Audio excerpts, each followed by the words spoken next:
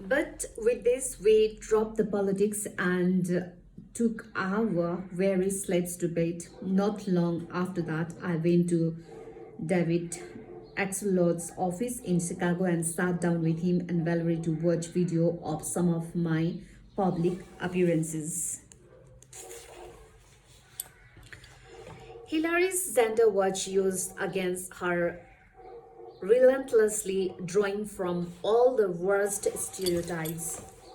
She was called domineering or nag a bitch. Her voice was interpreted as screechy. Her laugh was a cackle. Hillary was Barack's opponent, which meant that I was sorry, I wasn't inclined to feel especially especially warmly toward her just then, but I couldn't help but admire her ability to stand up and keep fighting amid the misogyny.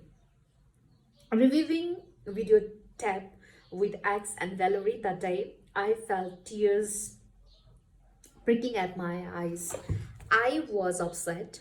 I could see now that there was a performative piece to politics that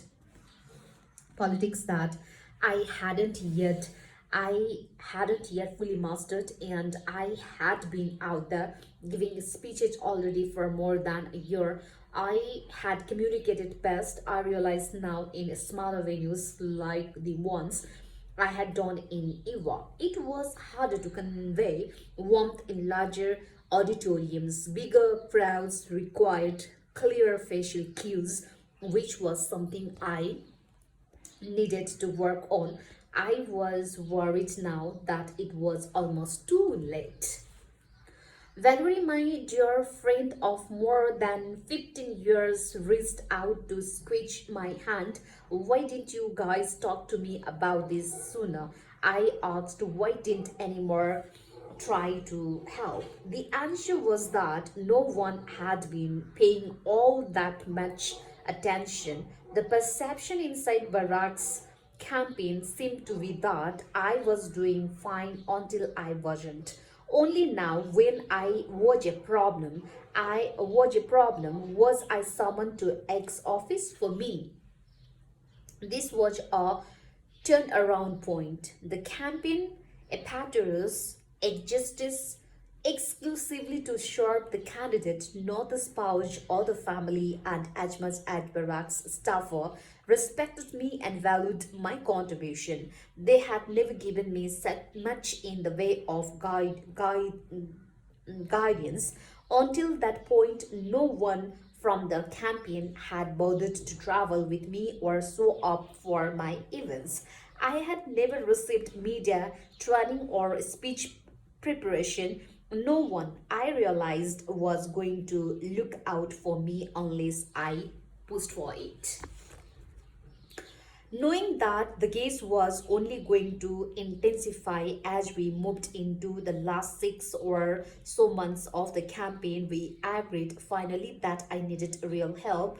If I was going to continue to campaign like candidate, I needed to be supported like a candidate. I would protect myself by being better organized, by insisting on having the resources I needed to do the job well.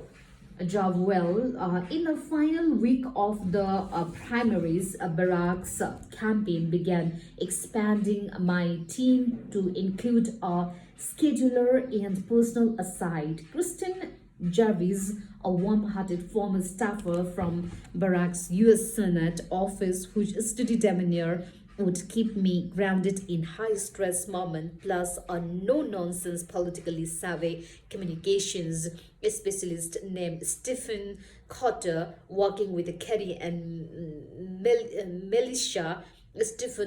Stephanie helped me sharp my message and my presentation, building toward major speech I would deliver later that summer at the Democratic National Convention. We were also finally granted access to a campaign plane, which allowed me to move more efficiently. I could now give media interviews during flights, get my hair and makeup done en route to an event, or bring Sasa and Malia along with me at no extra cost.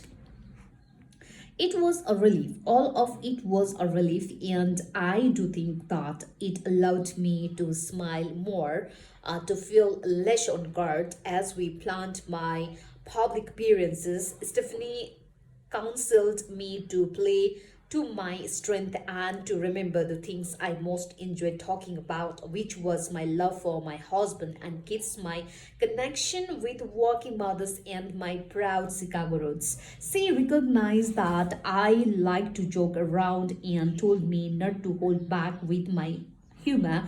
It was okay, in other words, to be myself. Shortly after the primaries wrapped up, I signed on to co-host The View, spending a happy and spirited hour with the VP Goldberg, Barbara Walters, and the others host in front of a live audience, talking about the attacks against me, but also laughing about the girls and the first bumps and the nuisance of a pantyhose.